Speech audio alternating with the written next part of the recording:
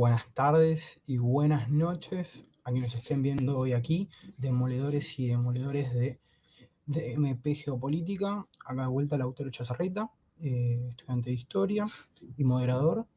¿Cómo andas, Adrián? Hola, Lautaro. Estupendamente. Bueno, encantado de estar otra vez contigo y con los que nos escuchan, ¿no?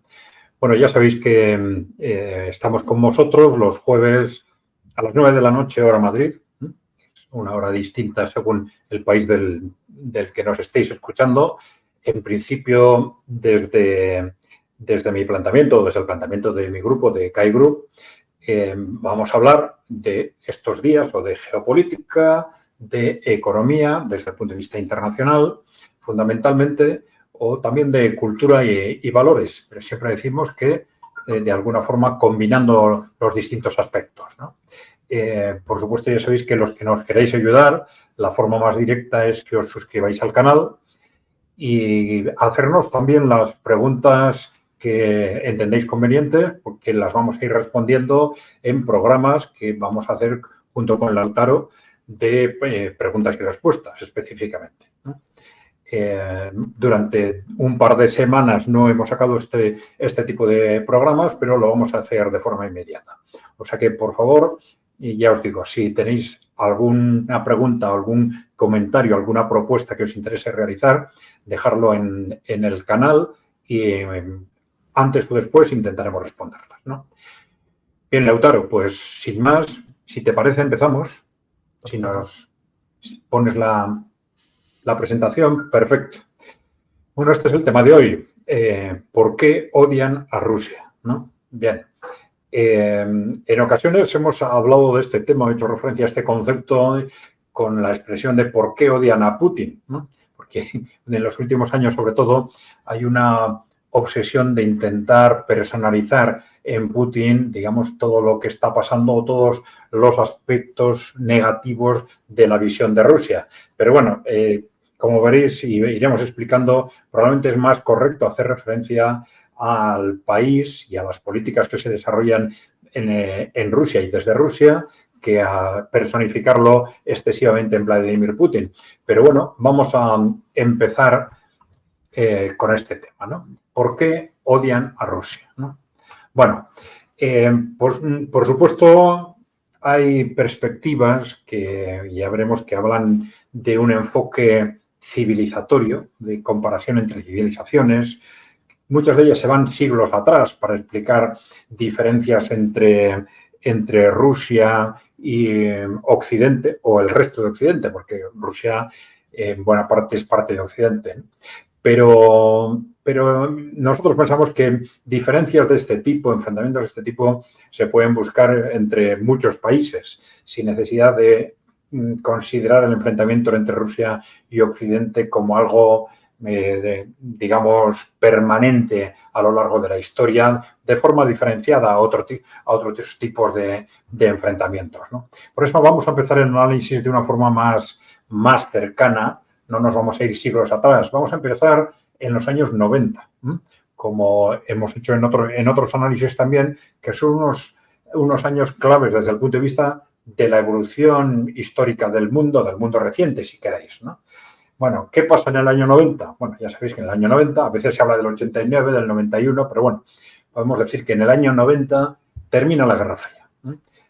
La Guerra Fría fundamentalmente entre Rusia y Estados Unidos o entre los países socialistas, comunistas y Occidente, si queréis, bueno, se da por finalizada ese año con una clara derrota, vamos a decir, política de la Unión Soviética, una derrota en buena parte autoinfligida. Fue más que una derrota desde el exterior, fue un derrumbe interno, si queréis. Pero bueno, hoy no vamos a hablar de esto, sino sobre todo de lo que pasa a partir de ese momento. Ahí se firmaron una serie de tratados que configuran una nueva configuración del mundo y sobre todo una nueva configuración de Europa, ¿no? Bien, y ahí vemos que en ese contexto de desaparición, de finalización de la Guerra Fría, de sometimiento o desaparición de los regímenes socialistas de Europa del Este, surge inmediatamente una cultura en Occidente, entre las élites occidentales, entre las élites corporativas occidentales, que parte de la reflexión sobre el nuevo contexto, ¿no? Un nuevo contexto en el que estas élites corporativas se sienten dueñas del mundo. Dicen, si ya no tenemos el enemigo fundamental que hemos tenido hasta ahora podemos hacer con el mundo más o menos lo que queramos, ¿no? Y este es el origen de esta reflexión muy conocida de Francis Fukuyama, le tenéis en pantalla, que a través, de alguna forma, a través del análisis de estas reflexiones que ya se estaban produciendo entre las grandes corporaciones, entre las élites occidentales, les da forma a través de lo que él llamó primero un artículo y luego un libro, lo que llamó El fin de la historia. Hasta ahora, decía él, ha habido una oposición constante entre distintas ideologías. Esto ha terminado con el fin de la Guerra Fría porque nuestra ideología, esa ideología liberal corporativista, pues se ha hecho dueña del mundo, ya no tiene grandes enemigos. De alguna forma tenemos acuerdos estratégicos con China para entrar dentro de China, controlar su economía, ha caído la Unión Soviética, tenemos un control total de los medios de comunicación, de la opinión pública, de la ideología en Occidente.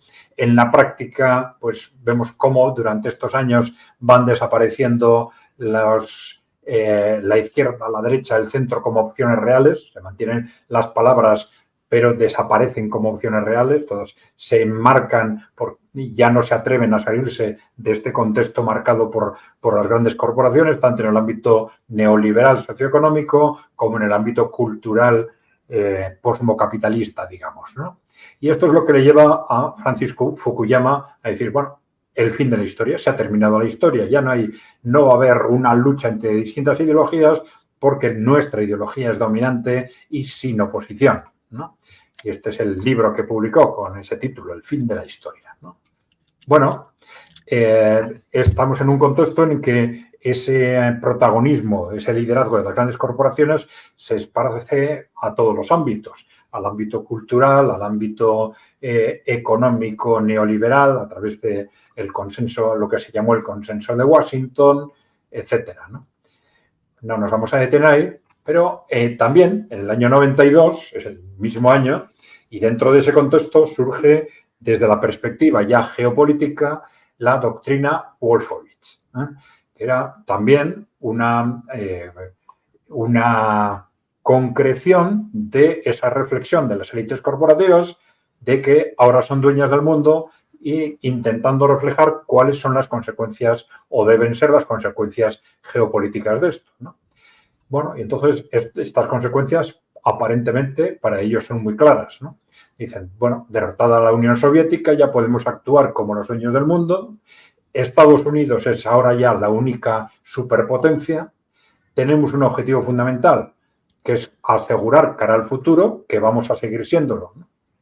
Bueno, tenemos un contexto que se va a basar en el unilateralismo, no en la necesidad de pactos entre distintas potencias, sino en utilizar distintos instrumentos para imponer las voluntades y los criterios de Estados Unidos y se legitima el concepto de la intervención preventiva. Es decir, con el fin de asegurar que vamos a mantener este poder hegemónico, Estados Unidos, que es el país que va a garantizar la paz y la estabilidad mundial, tiene derecho u obligación de intervenir militarmente, no solo en respuesta a amenazas, a problemas ya surgidos, sino ante posibles amenazas, ¿no? Esto fue un mecanismo que se empezó a utilizar en Oriente Medio, con Irak, en el este de Europa, en la antigua Yugoslavia, etcétera, ¿no? Bien. Bueno, sin embargo, ya en esa reflexión surgen algunos elementos que nos hacen ver que las élites piensan que no todo está atado al 100%, porque ellos ya dicen, bueno, aparentemente ahora somos los dueños del mundo, pero tenemos que pensar en qué tenemos que hacer para asegurar que vamos a seguir siéndolo, ¿no?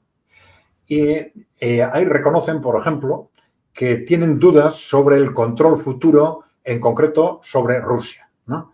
¿Por qué? Pues porque controlamos o controlan estas élites el gobierno a través de lo que fue la presidencia de Boris Yeltsin durante todos los años 90, controlan la economía de Rusia a través de lo que se ha llamado los oligarcas, que eran, bueno, personas que se hicieron con el poder, con métodos más o menos mafiosos, de una u otra forma, se hicieron con el poder económico y a partir del poder económico también con el poder político en Rusia, durante todos los 90, ¿no? Bueno, pero sin embargo, ellos mismos se dan cuenta de que no controlan ni la sociedad rusa ni los cuadros intermedios, la opinión pública rusa no la controlan, ni los cuadros intermedios de los servicios de inteligencia, del ejército o de la propia administración, ¿no? Entonces dicen, bueno, la sociedad rusa no la tenemos todavía controlada o no la tenemos por lo menos tan controlada como la de Occidente, ¿no? Y de ahí que se utilizan expresiones como las que tenéis aquí. No sé si la letra la leéis bien, pero bueno, vamos a leerlo. Nuestro primer objetivo es evitar la reaparición de un nuevo rival, ya sea en el territorio de la antigua Unión Soviética o en cualquier otro lugar que suponga una amenaza del orden de la que suponía antes la Unión Soviética. Esta es una consideración dominante que subyace en la nueva estrategia de defensa regional y requiere que nos esforcemos por evitar que cualquier potencia hostil domine una región cuyos recursos bajo un control consolidado serían suficientes para generar un poder global. Y también nos dice, seguimos reconociendo que colectivamente las fuerzas convencionales de los estados que antes componían la Unión Soviética conservan el mayor potencial militar de toda Eurasia. A pesar de sus actuales dificultades, Rusia seguirá siendo la potencia militar más fuerte de Eurasia y la única potencia del mundo con capacidad para destruir a Estados Unidos, ¿no? Bueno, esta es una cuestión clave para el informe Wolfowitz, ¿no? Y como consecuencia de ello, pues clarísimamente dentro de esas políticas, de ese marco geopolítico, incluyen, cuidado, tenemos el objetivo claro de someter a Rusia. De esto no hay que olvidarse. Y esta es la explicación de una serie de políticas que se ponen en marcha a partir de ese momento, pues entre ellas la expansión continuada de la OTAN, que ya sabéis que en principio la OTAN, la NATO, se creó para hacer frente a la Unión Soviética. Lo lógico hubiera sido que con la desaparición de la Unión Soviética hubiera desaparecido la OTAN, pero estas élites corporativas, con esos objetivos de asegurar el dominio mundial, se dan cuenta de que es un instrumento tremendamente interesante para ellos, por un lado, para mantener sometida a Europa Occidental y, por otro lado, a través de su continua expansión, también para intentar someter a Rusia por si acaso. Adrián, tengo una consulta. Como bien vos nombraste, la OTAN nace por la cuestión del Pacto de Varsovia, la parte armamentística de la Unión Soviética. Una vez se disuelve, cae el muro, llega al fin de la historia, como dice Fukuyama, se impone el bloque occidental. ¿Vos por qué crees que la OTAN permanece? ¿Como una cuestión de ejercer seguridad ante Rusia, como bien estábamos siguiendo? Bueno, yo no sé si es ejercer seguridad o ejercer dominio, diría yo. Es decir, la OTAN ha tenido dos funciones fundamentales a partir de ese momento. La primera es someter a Europa Occidental, ¿no? Es decir, tener en cuenta que, claro, el marco de la OTAN significa que los países occidentales no van a tener ejércitos importantes.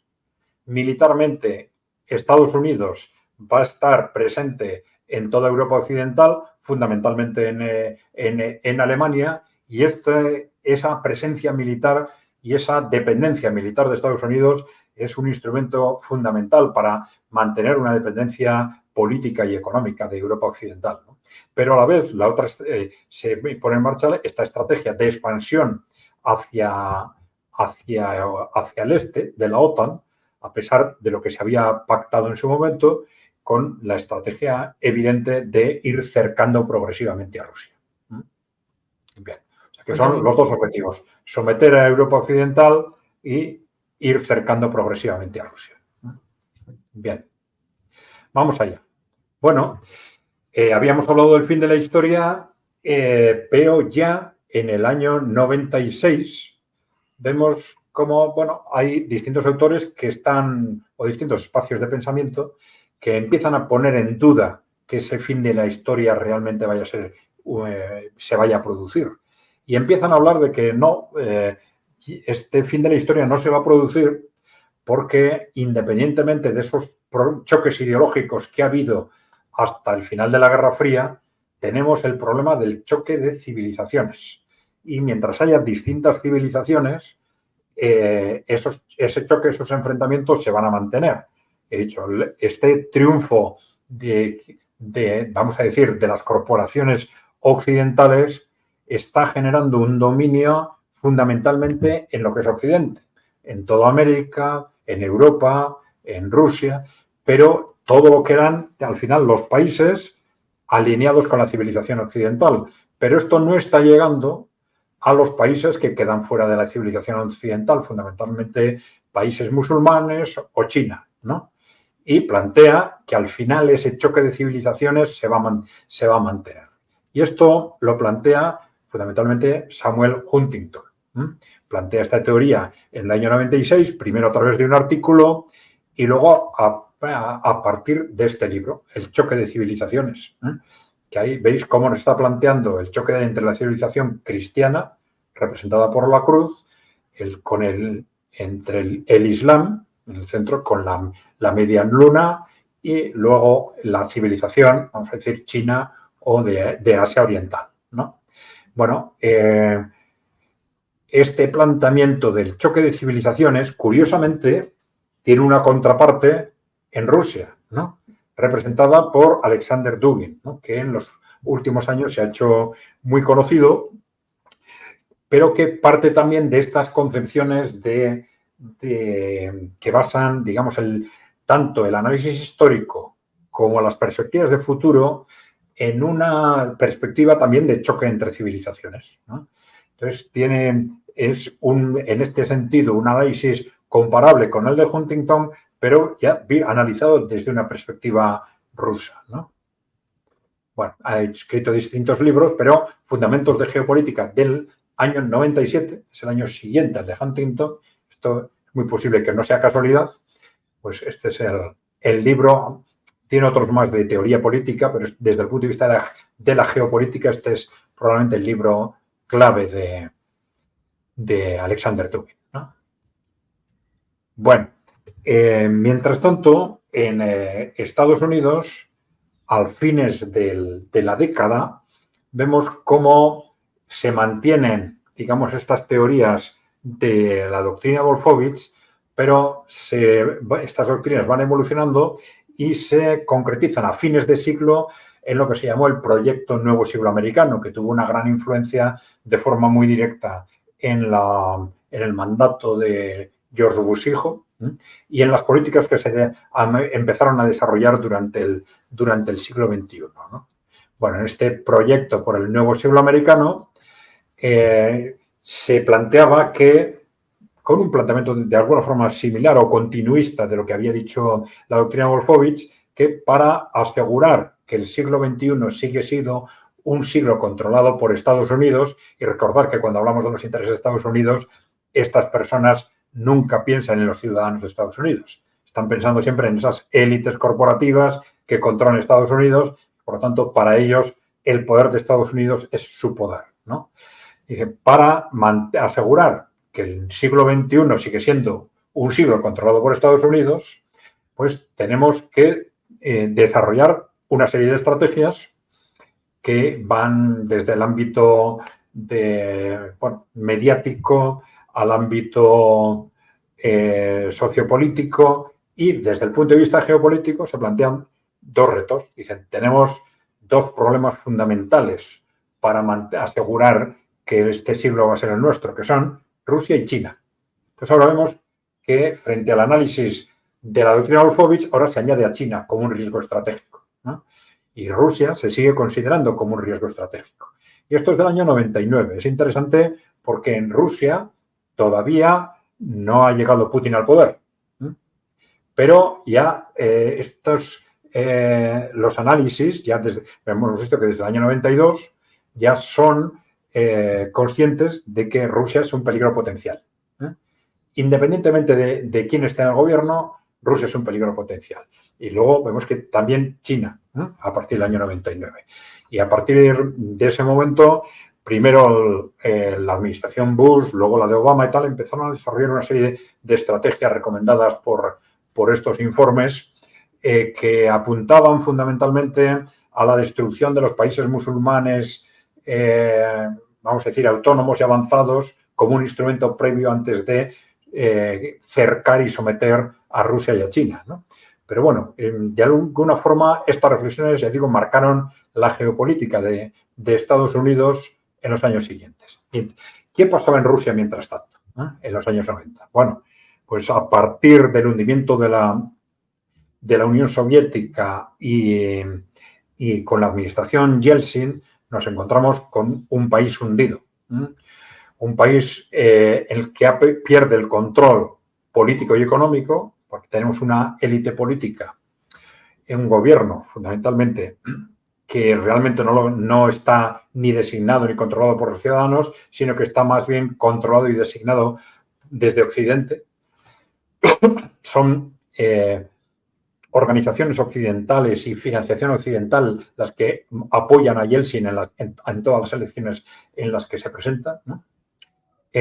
Rusia queda en manos de una oligarquía privada que se ha hecho con el control de la economía y que, en alianza con los poderes económicos occidentales, lo que llamamos Wall Street y la City, controlan el poder político en Rusia, ¿no? Y se produce un hundimiento económico y social. Un hundimiento económico y social que es a la vez un producto de una privatización masiva de lo que era la economía soviética realizada de una forma absolutamente desorganizada y caótica, y también del saqueo de la economía por parte de esas oligarquías que son en parte rusas, pero en parte occidentales, en una alianza muy directa, ¿no? Bueno, vemos un hundimiento económico, ya lo hemos dicho. Muy claro, aquí tenéis los datos del hundimiento de la renta por habitante, de la renta per cápita, de la producción por habitante, durante esos años 90, casi hasta un 50%, ¿no? Una barbaridad, con desempleos masivos, hambre, hundimiento de la esperanza de vida, etcétera, ¿no? Caos político, corrupción, criminalidad, etcétera. Rusia quedó en manos de lo que se llamaban los oligarcas, ¿eh? De los oligarcas. Adrián, esa oligarquía que quedó en la cúpula del poder de Rusia, ¿está directamente relacionada con la clase dirigencial del final de la Unión Soviética? En buena parte sí. Muchos de estos oligarcas eran los que habían sido administradores de grandes empresas al final de la Unión Soviética, y lo que hicieron es, pues a través de normalmente instrumentos fraudulentos, convertirse en dueños de las empresas de las que no eran dueños, de las que eran meros administradores, pero como funcionarios o como trabajadores públicos hasta entonces, ¿no? Muchos de ellos, ¿eh? Otros, bueno, utilizaron distintos esquemas de financiación externa, financiación internacional, para hacerse con grandes empresas, etcétera, ¿no? Pero en buena parte sí eran. Bueno, por esto es que se ha dicho que hubo muy probablemente una importante complicidad de la propia élite económico-política del final de la Unión Soviética en el derrumbe del régimen, ¿no?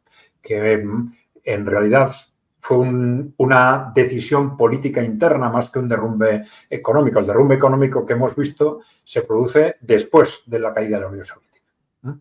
Vale.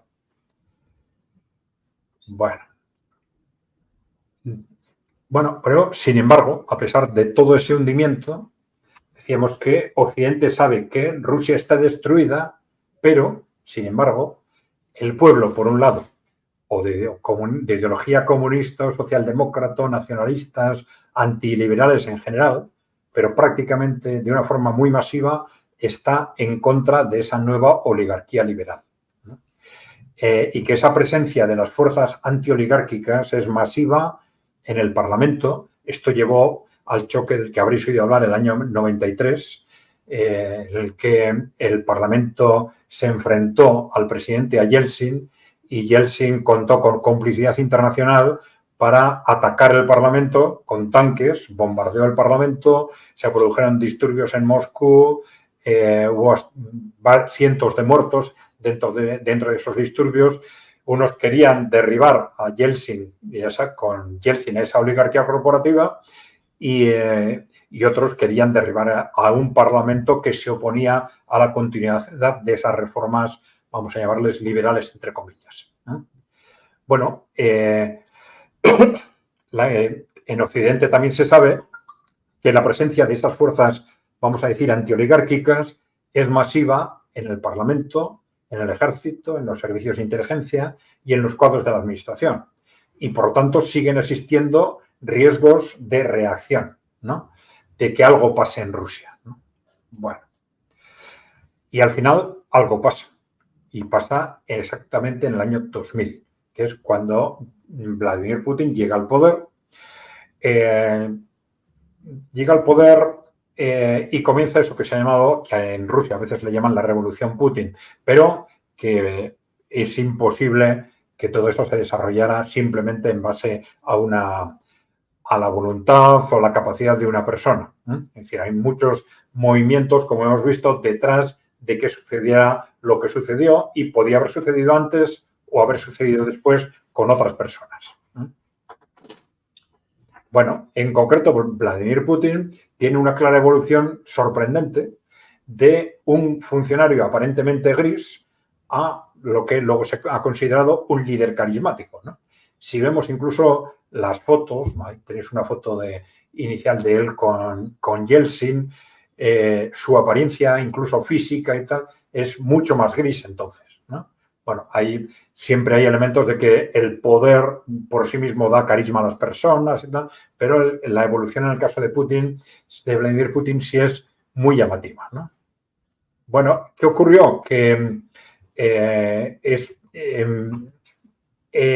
Yeltsin, a la hora de nombrar personas, tenía que elegir dentro de lo que tenía en su entorno, y dentro de ese entorno, como hemos visto antes, en los cuadros intermedios había muchísimas personas que no creían en este nuevo sistema. Evidentemente, pues en su relación con Yeltsin o con los oligarcas y tal, pues gestionarían esto de una u otra forma, pero había toda una capa de funcionarios de segundo nivel o de políticos de segundo nivel que no creían en el sistema, y que estaban de alguna u otra forma esperando para reaccionar contra lo que se estaba haciendo y contra lo que estaba pasando en Rusia con ese hundimiento económico y social. Con lo cual, aunque sí. Adrián, yo te iba a hacer una consulta porque lo estoy viendo así como un panorama de que por un lado está una oligarquía cómplice de la corporación a nivel internacional y por otro lado está Putin, cuadro intermedio, como bien vos decís, pero que apoyado por el pueblo que lo nombrabas en su gran mayoría, comunista, socialdemócrata, antiliberal, antioligárquico, pero seguramente, o te pregunto a vos, también podemos ver en Putin también un respaldo de una oligarquía más nacional, capaz. Bueno, en parte sí. Vamos a ver. Luego lo comentaremos, pero dentro de esas políticas antioligárquicas desarrolladas por Putin, pues hay un juego constante de diferenciación, hay un avance progresivo, no se hace todo de un día para otro, y hay un avance progresivo a la hora de enfrentarse de forma progresiva a distintos sectores. Entonces, hay una especie de pacto. Pero bueno, si me dejas un minuto, empezamos enseguida con esto. Y recuerdo tu pregunta y la tengo en cuenta. Bien, bueno, pero bueno, sí me interesaba destacar, porque a veces parece que Putin ha aparecido de la nada, ¿no? No, vemos es que muchos de los cuadros que de una forma u otra rodeaban a Yeltsin, en realidad estaban en contra de todos esos movimientos de esa camarilla oligárquica liberal, ¿no? Y dentro de esos que estaban en contra no era tan raro que al final alguno de ellos pues acabara haciéndose de una u otra forma con el poder, ¿no? Bien.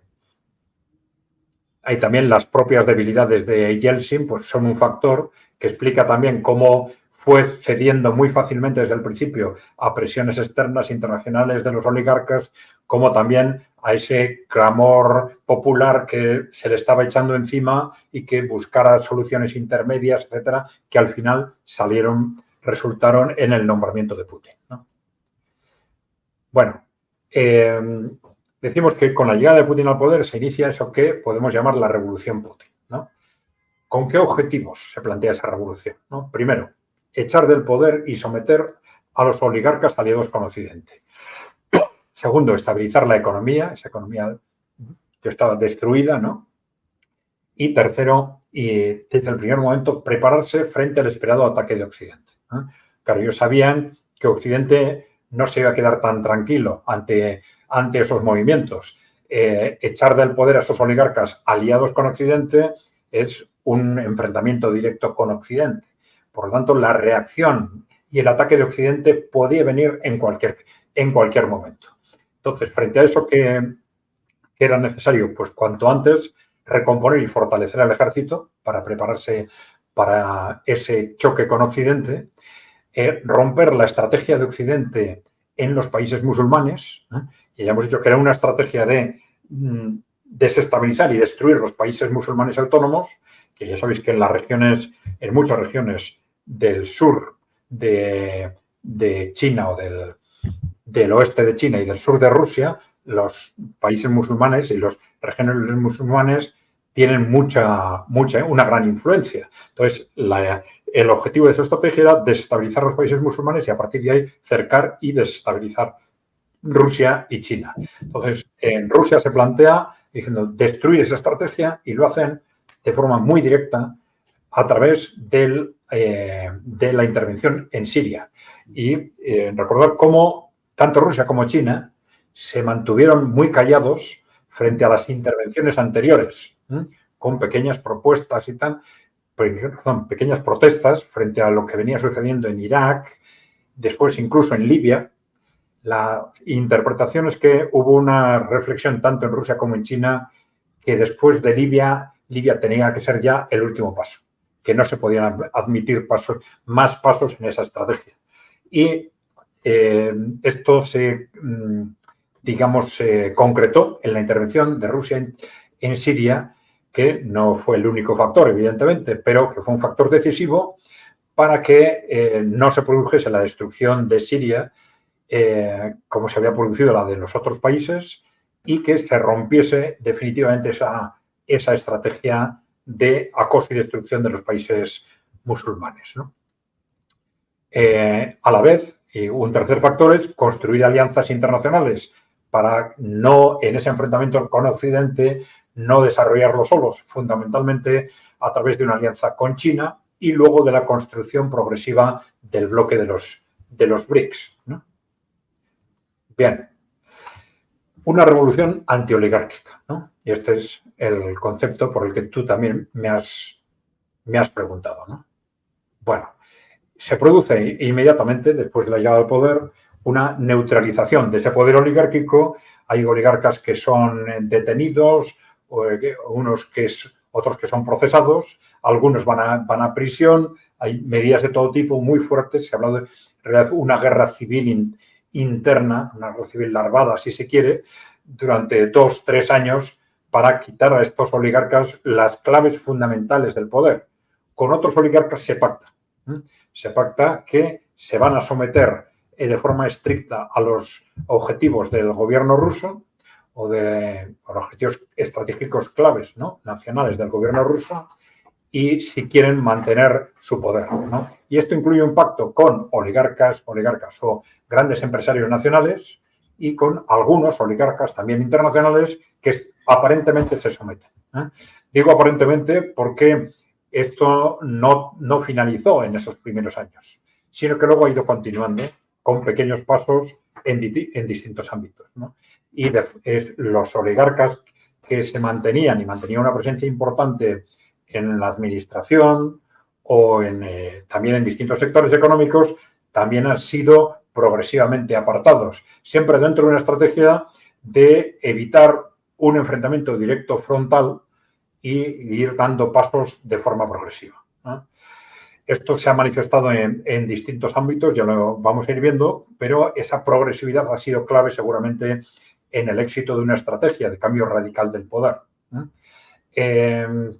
Entonces, el criterio básico es respetar los ámbitos de propiedad privada que no interfieren en ese control del poder político, ¿no? Es una cuestión clave que de alguna forma está compartida por China, ¿no? Es decir, un aspecto fundamental es que el poder político pueda trabajar en beneficio de los ciudadanos, y para eso la clave es asegurar que no hay un poder económico que interfiera en la política. Mientras no interfiera en la política y digamos, sean capaces de crear riqueza, pues se les tolera. Bueno, este es un poco un criterio fundamental básico que de alguna forma vienen compartiendo Rusia y China durante los últimos años. Bueno, esa revolución antioligárquica produjo ya desde entonces una huida masiva de oligarcas que ha continuado durante 20 años. También se ha producido en los últimos años a raíz del choque geopolítico, del estallido en Ucrania, de las sanciones contra Rusia. Esto ha sido algo continuo relacionado con todos estos movimientos geopolíticos, también con las medidas que sucesivamente se iban tomando en Rusia para ir apartando a distintos sectores de oligarcas de unos y otros ámbitos de la administración. Medidas que todavía se están produciendo ahora. Bien. Para ir más allá de las palabras, ¿no? Hay una cuestión clave. Este es un gráfico que nosotros solemos presentar en distintos temas, pero hay una cuestión clave que es el concepto de las empresas públicas, ¿no? Es decir, hay muchos sectores de actividad que habían quedado en manos de los oligarcas y pasan a control público, ¿no? A ser de propiedad pública. Esto es fundamental, por ejemplo, en el caso de los bancos, ¿no? Quien controla los grandes bancos controla la economía, de alguna forma, ¿no? Y los grandes bancos, los bancos que eran de propiedad 100% pública en la Unión Soviética, y lo tenéis en el año 89, son privatizados de forma masiva y acelerada durante 10 años, hasta cerca de un 35% durante el periodo de Yeltsin, y a partir de esa revolución Putin empiezan a incrementarse el peso de la banca pública a través, pues, de distintos mecanismos, ¿no? Ahora está cerca de un 75%, ¿no? Pero esto es extraordinariamente relevante para decir quién controla la economía en Rusia, ¿no? Pero algo similar ha sucedido en sectores estratégicos claves, como armamentística, defensa, energía, aeronáutica, etc. Bueno, aquí tenemos bueno,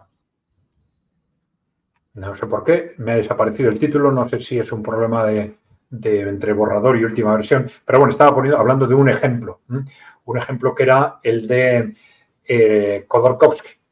Khodorkovsky, que se hizo con la propiedad de Yukos, que era la primera empresa energética del país, y entró en choque con la administración Putin, fue procesado, fue encarcelado, pasó unos años en la cárcel, luego se fue al extranjero y a Gran Bretaña, como casi todos estos oligarcas, y desde entonces estuvo trabajando contra el gobierno, contra Rusia y contra el gobierno de Putin de forma sistemática, ¿no?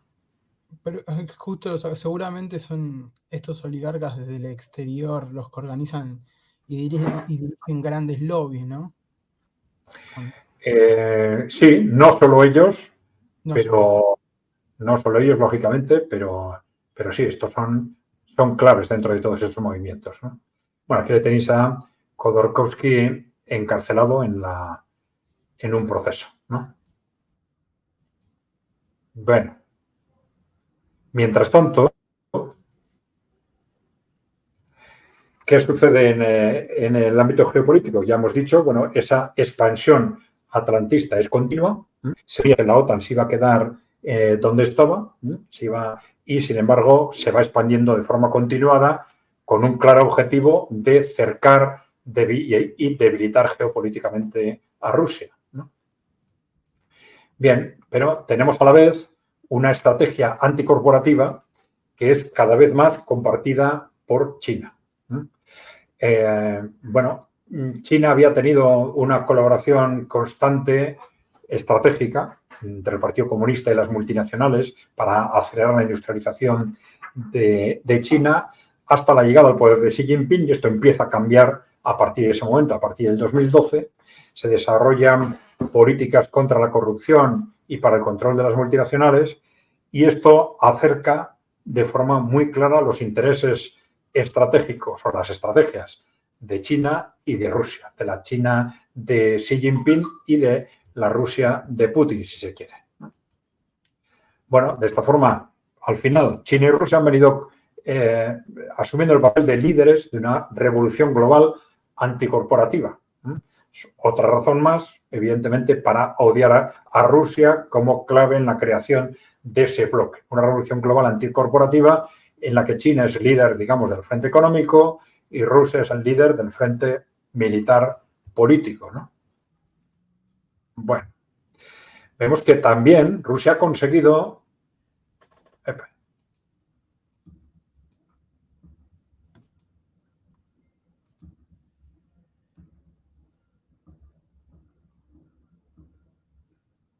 Se habrá borrado. Sí. Espera un momento.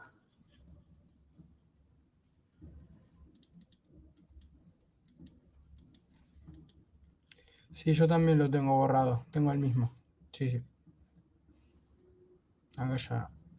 Estaba intentando llevarlo al final, pero no sé si...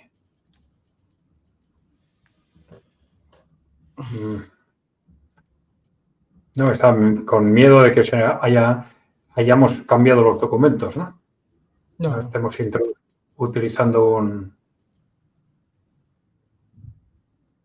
Está lo del el aporte en África. Sigue la línea que te decía. Bien, bueno, vamos a seguir las diapositivas, ¿no? Bueno, Rusia ha conseguido también un nuevo equilibrio militar, y esto es extraordinariamente importante, ¿no? Dentro de esa estrategia de fortalecimiento militar, no solo se han fortalecido, sino que han conseguido situarse en primer lugar en el espacio militar geopolítico. ¿Sí? A ver, un momento, por favor. ¿Se han movido solas las diapositivas ahora o...? No, yo no lo estoy controlando. Está el tuyo. Estos. Vale. Sino que Rusia sacó situado. ¿Tú has tocado las diapositivas, Lautaro? No. Es más, si querés hagamos lo siguiente. Se están moviendo solas por alguna razón. Esto sí es sorprendente. La saco del estudio. Acá, un segundo. Estamos en medio de un pequeño imprevisto técnico, pero vamos a seguir con la importancia de Rusia, obviamente. ¿Y por qué tanto odio? Justo se acercaba la presencia de Rusia en África. Acá Adrián nos va a ilustrar con el grupo Wagner, como por ejemplo. Ahí ya, en cualquier instante se suma Adrián.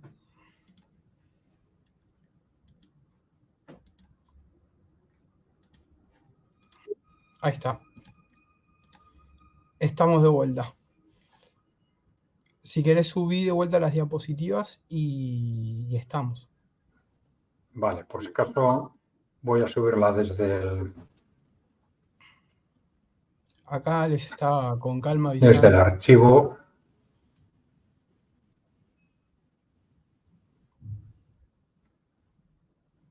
Sí, estaba pasando algo extraño porque se estaban moviendo, desplazando las diapositivas ellas solas, ¿no? Claro, yo no las manipulaba. Yo ya te dejo a vos que manejes el orden. Capaz lo que puede haber pasado es que metiste un par de clics de más y tardó en tomarlos y se siguió pasando. Tiene como cierto delay a veces. Bueno, ahora está subiendo el archivo. Perfecto. Será cosa de unos segundos, supongo. Sí. Bueno, mientras tanto estaba explicando cómo en el ámbito militar, y esto ha sido una sorpresa tremenda durante los últimos años, Rusia ha conseguido colocarse en primer lugar. En primer lugar, desde un punto de vista tanto estratégico como en tecnología, incluso dentro del ámbito militar convencional, ¿no? Con distintos mecanismos. Pero bueno, al final detrás de esto hay dos razones, tanto muchas cosas que ha hecho bien Rusia y otras que ha hecho muy mal Estados Unidos, ¿no? Ahí no me aparece todavía, pero de última yo voy subiendo el mío y voy para las páginas que vos me digas. Ahí se está cargando el mío también, Sí. el PDF. Qué raro. Capaz que cuesta más cuando estamos en directo. Bueno, el mío ya cargó. Sí. Si querés. ¿Para qué? ¿Seguro que es la misma versión? Sí. Es el último que me pasaste vos. Tiene hasta el huequito, que tipo que falta una diapositiva. Tiene la misma cuestión que vos. Ahí ya me estoy tratando de acercar al punto donde estábamos. Estamos en la parte de la OTAN. Acá ves, justo se me pone en blanco. Tenemos conflicto Rusia político, las gráficas de reactivación económica y acá la sorpresa militar de Rusia, el avance. Bien. Sí. ¿Ahora lo has vuelto a mover? No, este lo manejo yo, porque este lo subí yo, no es el tuyo. No se está subiendo el tuyo, lo subí yo. Ah, no, entonces vete atrás, entonces, un poco. ¿Acá? Atrás, a ver. Ahí estábamos. Perfecto. A ver, un momento, mientras tanto, el mío le sigue diciendo que se está subiendo, pero bueno. Bien, hablábamos de esa sorprendente ventaja tecnológica de Rusia, a la cual hay que añadir, claro, el peso que tiene esa alianza estratégica entre Rusia y China, con lo cual la amenaza militar de Rusia o del conjunto Rusia-China es clarísima, ¿no? Decíamos, bueno, detrás de esta sorprendente ventaja tecnológica hay dos factores, cosas que se están haciendo muy mal en Estados Unidos y otras que se están haciendo muy bien en Rusia o que se han hecho muy bien en Rusia, pero de cualquier forma está claro que esta es otra razón para que Rusia se haya convertido en una amenaza de primer nivel para las élites corporativas occidentales, ¿no? Vamos a la siguiente. Bien. Bueno, al final ya decimos como consecuencia de este choque, ya lo hemos explicado, ¿no? Estamos hablando de una creciente agresividad entre los dos bloques, el bloque emergente representado por Rusia y China y el bloque occidental, controlado por las grandes corporaciones y un bloque, digamos, emergente anticorporativo, que está precisamente enfrentado a esas grandes corporaciones. Seguimos a ver.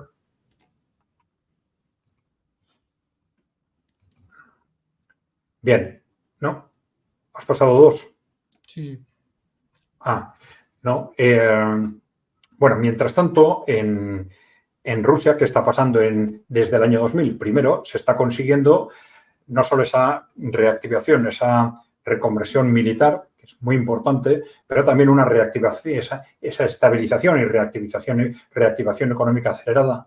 Aquí tenéis cómo habíamos visto en la primera parte de este gráfico en los años 90, para ver el hundimiento de los 90 y cómo la economía rusa se reactiva y se acelera durante los últimos 20, 25 años, a partir de la llegada de Putin al poder, con la separación de los oligarcas del poder político y la adopción de una serie de medidas económicas clave, ¿no?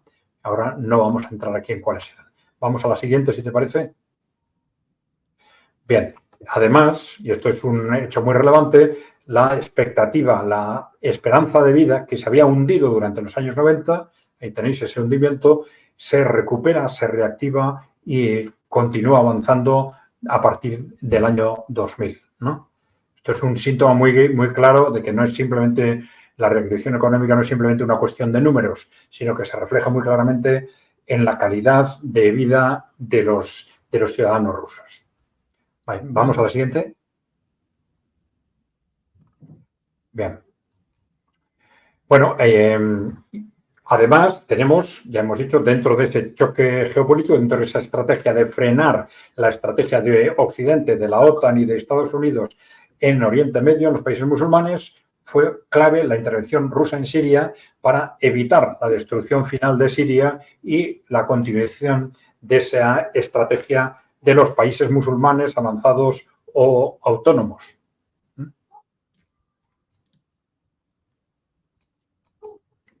Bien. Acá yo te consultaba un poco off the record, antes del directo, un poco sobre el grupo Wagner. Sí, hemos hablado de la intervención en Siria, pero otra clave es la intervención rusa en África, que ha venido teniendo una importancia creciente, ¿no? Muchos países africanos estaban sometidos a dinámicas neocoloniales, mediante la cual, a pesar de que se habían hecho independientes, en la práctica sus economías seguían en manos de los países, digamos, de las metrópolis, de las anteriores metrópolis, a través de distintos instrumentos de control de las élites políticas de cada país. Entonces, se produjo distintas formas de intervención rusa, recuperando relaciones anteriores con países africanos, tejiendo alianzas con distintos gobiernos que han llevado a una intervención progresiva que ha ido acompañada de una intervención económica de China, de inversiones crecientes de China, pero que en el ámbito político y militar ha estado muy relacionado con una intervención de Rusia en África que ha ido poco a poco haciendo perder poder a los países occidentales en general, ¿no? Bueno, ahí lo tenéis reflejados y tú me hacías una pregunta sobre el tema de Wagner, Lautaro. Claro, o sea, ahí podemos ver la participación de Rusia para tratar un poco de impedir ese poder hegemónico colonial en África, ¿podríamos plantearlo así? Sí, vamos a ver, está claro que es una intervención de Rusia, pero que no se realiza normalmente a través de, digamos, sectores del ejército regular, sino a través de Wagner, del grupo Wagner fundamentalmente. El grupo Wagner se ha hablado de él mucho como un ejército privado y Rusia dejó que esa imagen se transmitiera porque el objetivo fundamental es que en esas acciones no se implicara directamente la imagen del gobierno ruso, ¿no? Pero no tiene nada que ver con lo que eran los ejércitos privados de Estados Unidos, por ejemplo, que sí eran realmente privados y que, al contrario, tenían una enorme influencia sobre el poder político, ¿no? En el caso del grupo Wagner es claramente un grupo público, controlado desde el ámbito público, pero con autonomía frente al ejército, frente al Ministerio de Defensa. ¿Vale? Gracias, Adrián. Bueno, continuamos. Veo que ya está subido mi archivo también. Perfecto. No sé si... Ahí está. ¿Este es el mío ya? ¿Lo puedes controlar? A ver. Vale, entonces vamos a pasarlo hasta donde estamos. Diapositiva 48.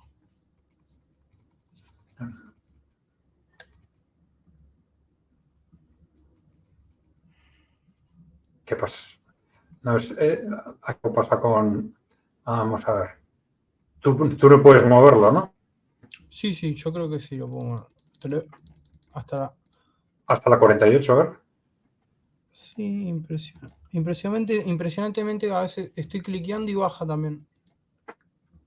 21 ya está, a ver. Sí. Como que el PDF no quisiera colaborar mucho, que digamos.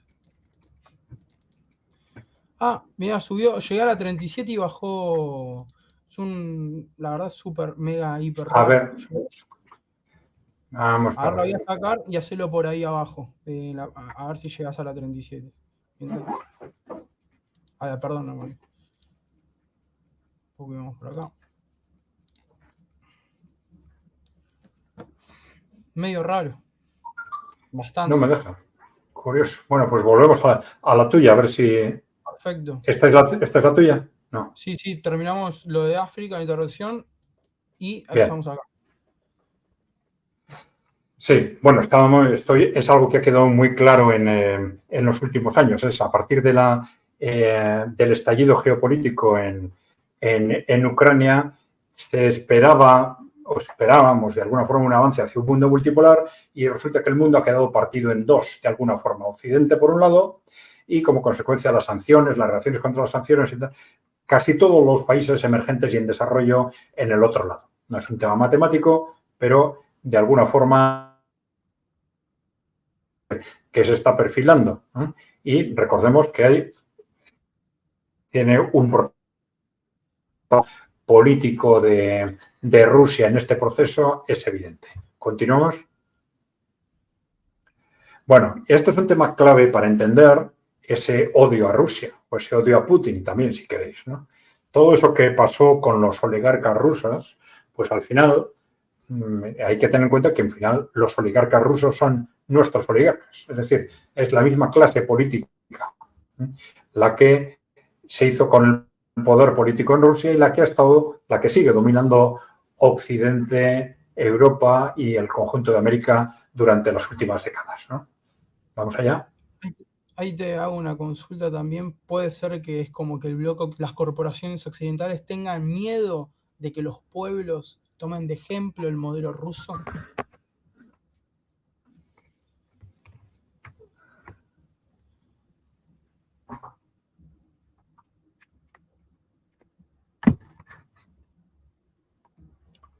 A ver, ¿ha pasado algo, Lautaro? Sí, dice una consulta. Si estos oligarcas pueden ser una especie de mal ejemplo para las corporaciones. Las corporaciones quieren Sí, evitar ahora, parece. que los pueblos imiten el modelo ruso en gran medida. Sí.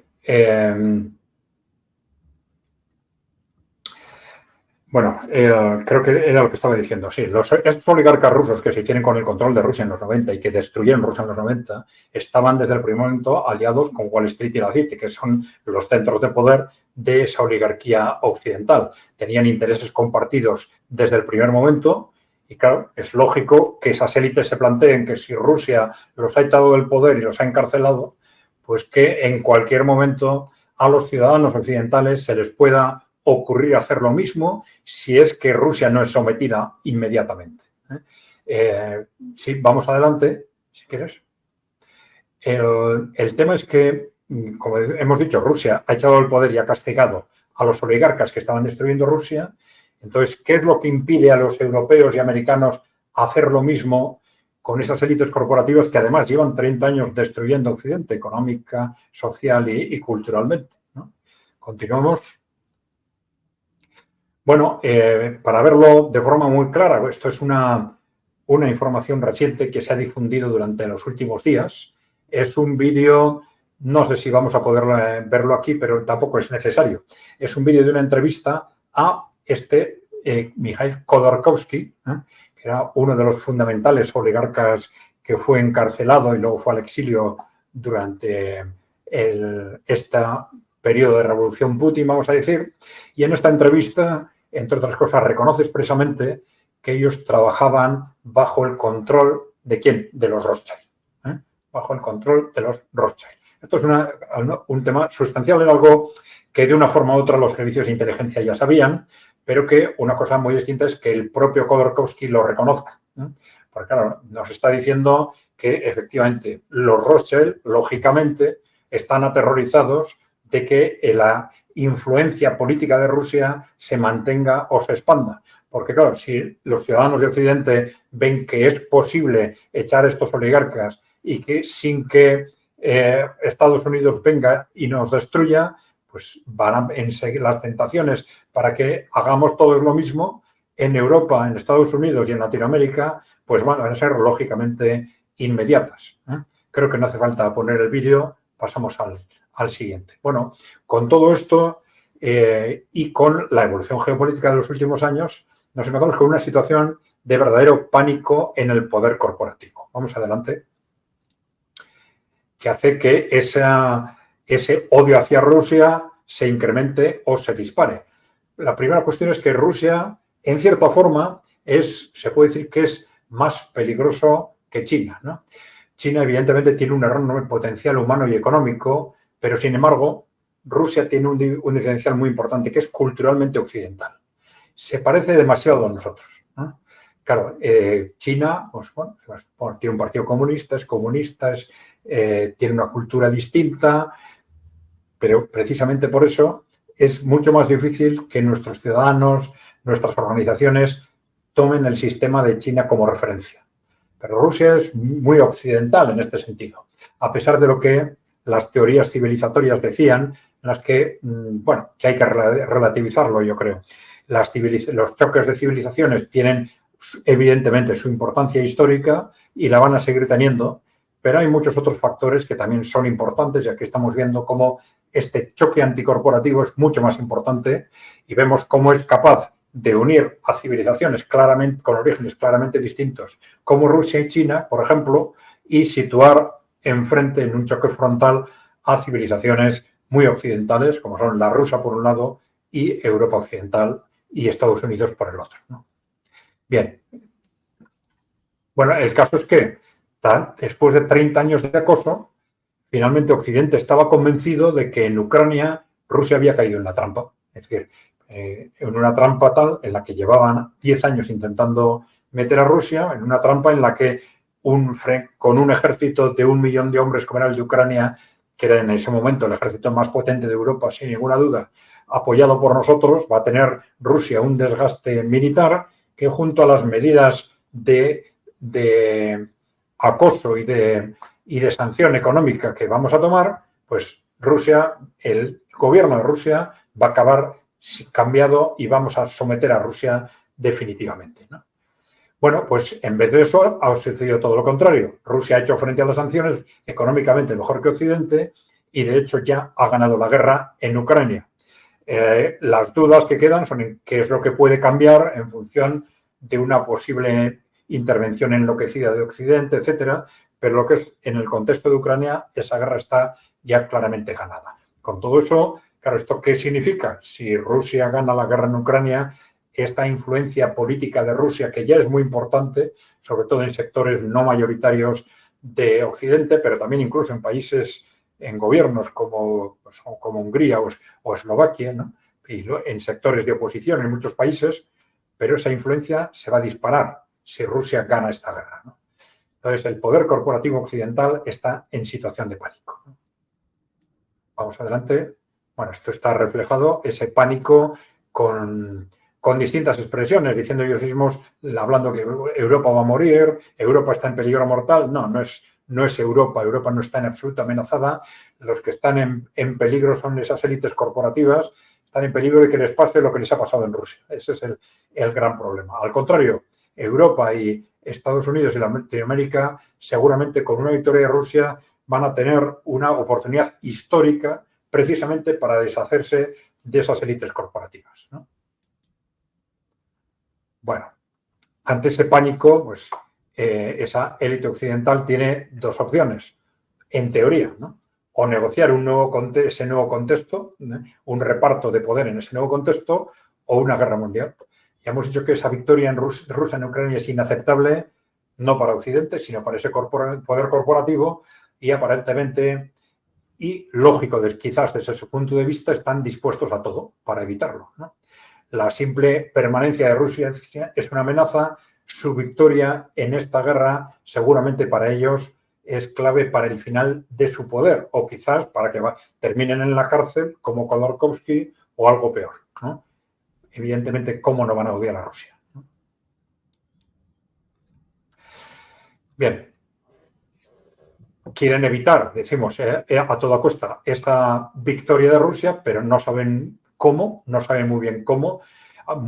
Sectores muy importantes de esta élite corporativa occidental están pensando que si es necesario vamos a una guerra mundial, quizás una guerra nuclear, ¿no? Y avanzan en esa dirección con todo tipo de medidas, rearmes, ataques a territorio ruso, envíos de tropas, etcétera, ¿no? La verdad es que nos están colocando en un contexto cada vez más peligroso. Vamos allá, doctor. Bueno, esto es reflejando ese pánico, ¿no? Sí, seguimos. Ya. Bueno, esto es sintetizando lo que hemos dicho, ¿no? Esta victoria de Rusia supone que, al contrario de lo esperado, la influencia política e ideológica de Rusia y de los países emergentes se va a disparar. Esto supone, por un lado, un mundo multipolar, perder el control del mundo para esta élite, y a medio plazo también probablemente perder el control de Europa y Estados Unidos, porque los ciudadanos de Europa y Estados Unidos se van a dar cuenta de que la clave de lo que está pasando es que las oportunidades que tienen los países cuando derriban, quitan del poder a esas élites corporativas. Inmediatamente se van a plantear, lógicamente, la necesidad de hacer lo mismo, ¿no? Bueno, esto ya lo hemos dicho, las dos opciones y, sin más, yo creo que vamos a terminar ya, ¿no? Sí, vale, pues eso es, efectivamente. Bueno, con algún problema técnico extraño que intentaremos que nos aclaren en este programa de StreamYard, pero hemos terminado, Lautaro. Pues muchas gracias a los que nos habéis oído. Gracias, por supuesto, a Lautaro por su colaboración. Como os hemos dicho al principio, ya sabéis que podéis estar con nosotros los jueves a las 9 de la noche, hora de Madrid, y que también estaremos con programas de preguntas y respuestas. Si queréis ayudarnos, lo más importante en este momento es que os suscribáis al canal y, por supuesto, hacernos todas las preguntas y los comentarios que queráis en el propio canal, y ya os prometemos que en los próximos días ya lo tenemos preparado y vamos a empezar con estos programas también de preguntas y respuestas, intentando atender, de ser posible, todas las que nos hagáis. Muchas gracias. Muy bien, Lautaro. Saludos. Pues gracias a ti y a todos. Un saludo a todos.